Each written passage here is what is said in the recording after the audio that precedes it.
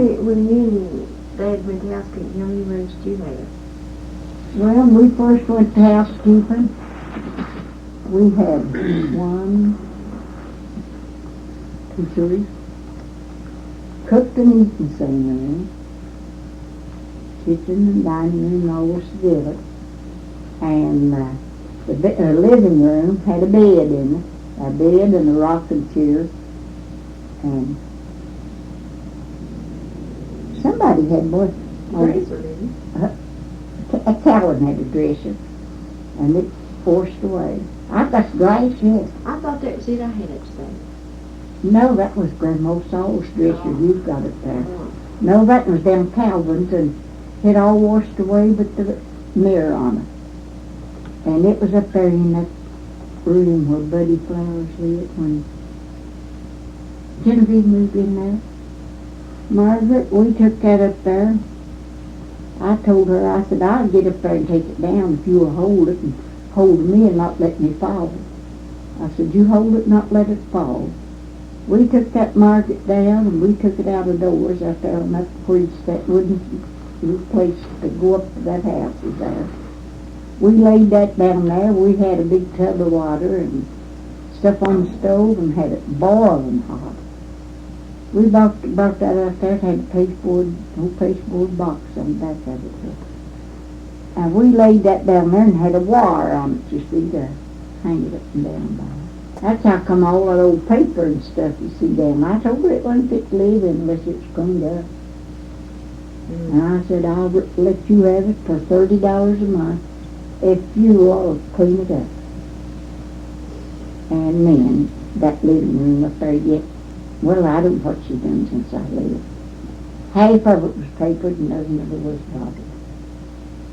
And the welfare done that for her. Well, no, that girl come in there with her on it, say that they married that boy. She did when she come with them, her and that old girl down at Brooksville, old big fat woman. I said, if you'll paint that house and paper it and fix it up and clean it up, I said, I'll let you have it for $30 a month. And she never has got that living room, nothing else done to it. And even down toward the paper off over here. I said, no, see, I was keeping pretty to death up there. And right over in that corner there, you know, the side where you go out, like going out the door there in that little out porch. And then they could go in there, she had a bed sitting right there. And that's where the bed was sitting, yeah. And hers was back in this little room. And she never did it. Why, she won't do nothing. George said up here the other day, she said, hey, what was wrong with her? So she just sits there to straddle that old chair, right? I bet your March don't sit that way far away from my fire. And she sits there all day long. I reckon you don't have to get up and grab on your toilet.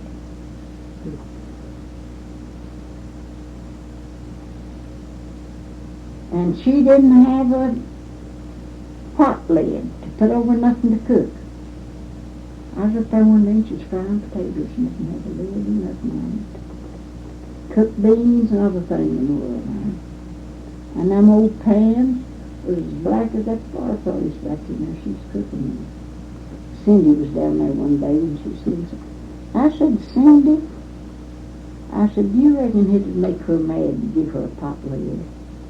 There was no pot lid there in their cabinet. It had a wooden thing on it, and it wouldn't fit none of my pan. I said, you take up there and ask Genevieve if it'd make her mad if I'd give her that. No, nothing. Anybody give her up would make her mad. And that's what she has to cover what she cooks up with, unless somebody else bought her something. She didn't, Margaret, I don't see how she lived. After Cindy got the sweeping done, she took it out and emptied it all out and brought it. And I said, now Cindy, I ain't get to sweep with it more. I said, I have to have a little sweeping once in a while. And I said, she ain't no better to use the broom than I am. And so, I never did. And then when she took it back, she even wanted Cindy to wash for her. Cindy wouldn't do that.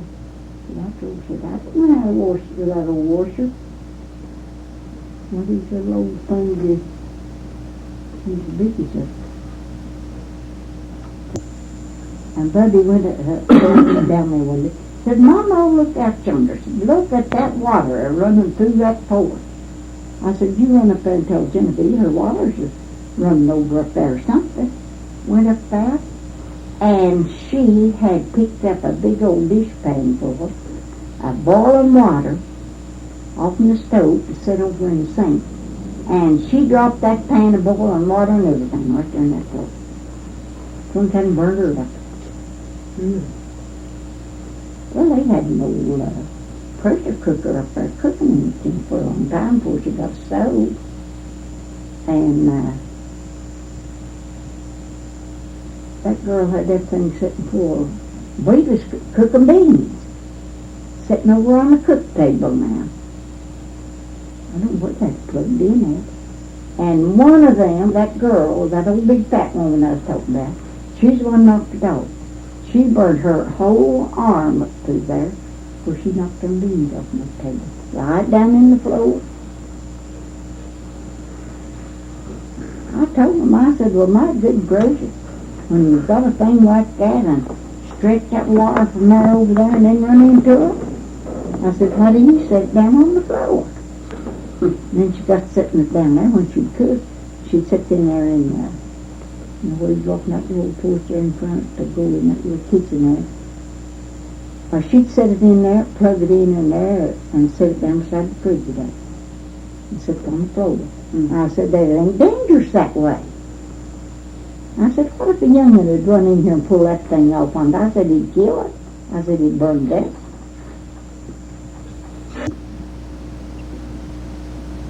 Okay, for Johnny, when he got hurt, after he got where he could move him around. Well, he's done wonderful here since last spring. Just about a year or two. Well, I hadn't seen him. Oh, he can walk. He don't jerk that foot way up here in his knee way up. And he's up now to give him a job this summer. A job? Just we go over there and do a pay out, boys. I looked in the drawer one day and I couldn't find it nowhere there. Put it up and sewed it together and put it in an old quilt.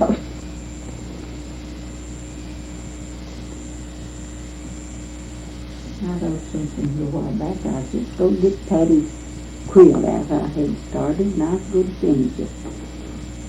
She gave me a whole bunch of pieces and I made me a quilt.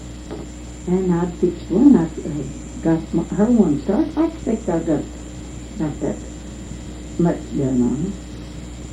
And here one day I went out in the smokehouse. I looked all out there, couldn't find it nowhere. Went back in the house and had a folk sitting up on top of the quilts in the corner. I took them all out. I never did find that piece of quilt on. Went through every drawer and everything, and I don't know.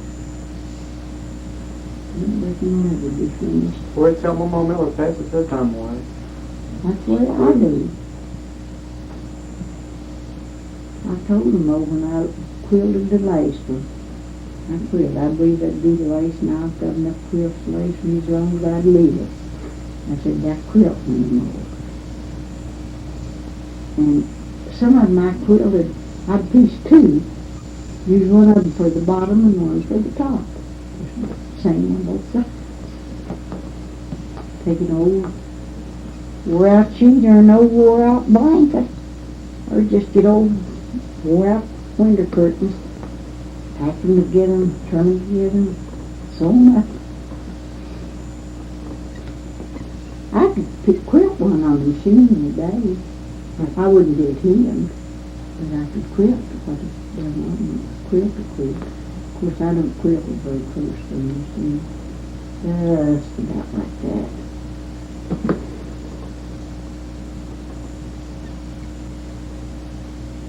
Long here a while back, I got my machine oil out, just old machine. I oiled it all and cleaned it up good. But well, I never did very good sewing now. And the machine already. Never did sewing on that.